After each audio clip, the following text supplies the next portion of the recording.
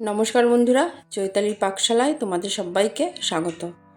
আমরা বাঙালিরা ডিম খেতে কিন্তু খুবই পছন্দ করি, তার সঙ্গে পোস্ত খেতেও কিন্তু খুব ভালোবাসি। আর এই দুটো যদি মিলেমিশে একাকার হয়ে যায় তবে কেমন হবে বলো তো? আজকে আমার রেসিপি হলো ডিম পোস্ত। এটা খুব সহজভাবে খুব তাড়াতাড়ি বানানো হয়ে যায় আর খেতে কিন্তু অসাধারণ লাগে। এটা থাকলে আর কিছু কিন্তু প্রয়োজনই হয় না।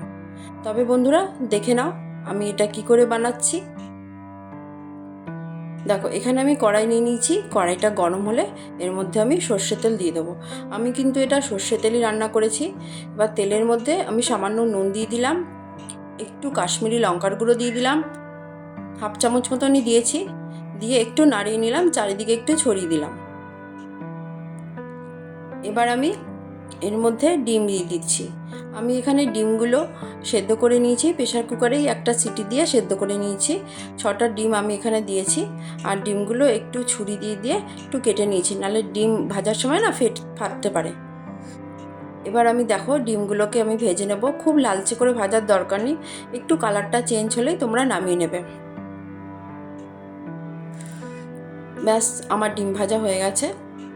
এবার আমি আলু দিয়ে দিচ্ছি। এখানে আমি 5-6টা আলু, মাঝারি সাইজের আলু এইভাবে কেটে নিয়েছি। তোমরা চাইলে আলু ছাড়াও রান্না করতে পারো, তবে আমি আলু দিয়েই এটা রান্না করেছি। দেখো, আলুটা ভাজতে ভাজতে একটু ঢেকে রেখেছিলাম। ঢেকে রাখলে কি হয় বলো তো, আলুটা ভেতর থেকে না তাড়াতাড়ি নরম হয়ে যায়। একটু ঢেকে ঢেকেই আমি আলুটা ভেজে নিয়েছি। দেখো, আলুটা এরকম পুরো লালচে হয়ে গেছে, তখন আমি আলুটা নামিয়ে নেব। আর গ্যাসের আঁচটা কমিয়ে কিন্তু আমি নাড়াচাড়া করে ভেজে নিয়েছি। আর একটু ঢাকা দিয়ে ভেজেছি। দেখো, আলুগুলো আমি সব নামিয়ে নিচ্ছি। এবার আমি এই তেলের মধ্যে পেঁয়াজ দিয়ে দেবো। এখানে আমি 2টো বড় সাইজের পেঁয়াজ একেবারে কুচি কুচি করে কেটে নিয়েছি। মানে আমি এখানে পেঁয়াজ বেরেস্তাটা বানিয়ে নিচ্ছি। খুব ভালো করে নাড়িয়ে চাড়িয়ে একদম লালচে করে, যেরকম করে বেরেস্তার পেঁয়াজ ভাজে ওইভাবে ভেজে নেবো। দেখো কত সুন্দর ভাজাটা হচ্ছে। এবার একটু নাড়িয়ে চাড়িয়ে নিচ্ছি। দেখো, আমার বেরেস্তাটা কিন্তু রেডি। আমি এবার এটা ভালো করে তেল থেকে ছেঁকে ছেঁকে নামিয়ে নিচ্ছি। ব্যাস, নামানো হয়ে গেল। আমি কড়াইতে আরেকটু তেল দিয়ে নিলাম। এবার আমি হাফ চামচ মতন জিরে দিয়ে দিলাম ফোড়নের জন্য। একটু নাড়াচাড়া করে নেব। এবার আমি এখানে পেঁয়াজ কুচানো দিয়ে দিলাম। এখানে আমি একটা বড় সাইজের পেঁয়াজ কুচি করে কেটে নিয়েছি। পেঁয়াজটা আমি গোল্ডেন ব্রাউন করে ভেজে নেব। দেখো, এরকম হচ্ছে।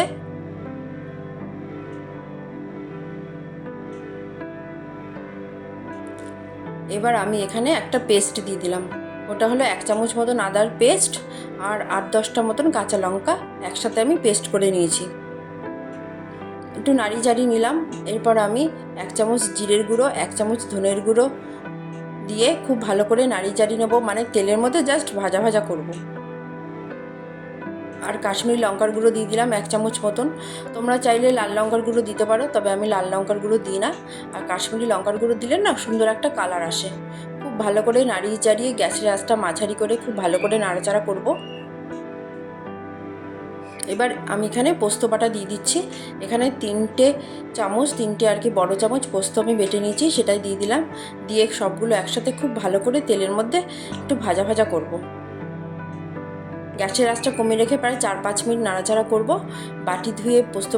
বাটিটা ধুয়ে জলটাও দিয়ে দিলাম।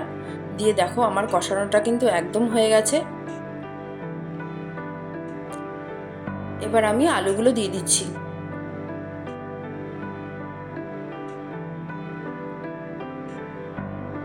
সব আলুগুলো দিয়ে মশলার সাথে ভালো করে মিশিয়ে নিতে হবে।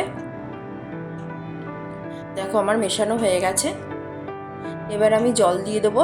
এটা কিন্তু খুব বেশি পাতলা ঝোল হবে না, একটু মাখো মাখো টাইপের হবে, সেই জন্য বুঝে জলটা দিলাম। এখানে আমি হাফ গ্লাস মতন জল দিয়েছি। এবার আমি এখানে পরিমাণ মতো নুন দিয়ে দিচ্ছি। দিয়ে খুব ভালো করে নাড়িয়ে চাড়িয়ে নেব। এবার আমি ঢেকে রাখছি। 10 মিনিট মতন ঢাকা থাকবে। দেখো, আলুটা খুব ভালোভাবে ফুটে গেছে। এবার একটু নাড়িয়ে চাড়িয়ে নেব। আলুটা কিন্তু অনেকটাই নরম হয়ে এসছে। এবার আমি ডিমগুলো দিয়ে দেব। ডিমগুলো দিয়ে খুব ভালো করে নাড়িয়ে চাড়িয়ে নেব।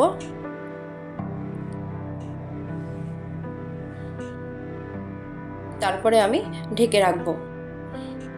বেশিক্ষণ লাগবে না, 7-8 মিনিট মতন ঢাকলেই হবে। 7-8 মিনিট পর ফিরে আসলাম। আমার রেসিপিটা যদি তোমাদের ভালো লাগে লাইক করবে, শেয়ার করবে, কমেন্ট করবে আর সাবস্ক্রাইব করবে। দেখো আলুটা কিন্তু একদম নরম হয়ে গেছে, একটু নাড়িয়ে চাড়িয়ে নিচ্ছি।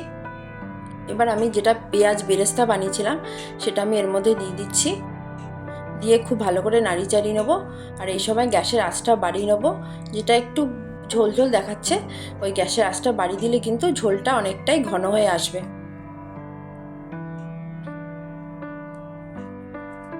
এবার আমি এর ওপর দিয়ে সর্ষে তেলটা ছড়িয়ে দিচ্ছি। পোস্ত রান্নাতে কিন্তু সর্ষে তেলটা মাস্ট, ওটা কিন্তু ছড়িয়ে দিলে সর্ষের মানে গন্ধটা আর খেতে কিন্তু খুবই ভালো লাগে। দিয়ে খুব ভালো করে একটু নাড়িয়ে চাড়িয়ে নিচ্ছি। এবার সামান্য আমি একটু চিনি দিয়ে দিলাম, তোমরা চাইলে নাও দিতে পারে, তবে আমার খুব ভালো লাগে আর কি, চিনি দিলে খেতে খুব ভালো লাগে, সেই জন্য আমি দিলাম। দিয়ে নাড়াচাড়া করে গ্যাসটা বন্ধ করে ঢেকে রাখবো। 10 মিনিট পর ফিরে আসলাম। দেখো ঝোলটা অনেকটাই ঘন হয়ে গেছে। দেখো দেখতে যেরকম লোভনীয় লাগছে, খেতেও কিন্তু জাস্ট ফাটাফাটি, মানে অসাধারণ যাকে বলে। এবার একটা প্লেটে আমি সার্ভ করে দেখাচ্ছি। তোমরা কিন্তু অবশ্যই এইভাবে বাড়িতে রান্না করবে, খেতে কিন্তু দুর্দান্ত লাগে। দেখো প্লেটে সার্ভ করে দেখাচ্ছি, আমার রান্নাটা কিন্তু কমপ্লিট। দেখে নাও তোমরা। বাস, টাটা।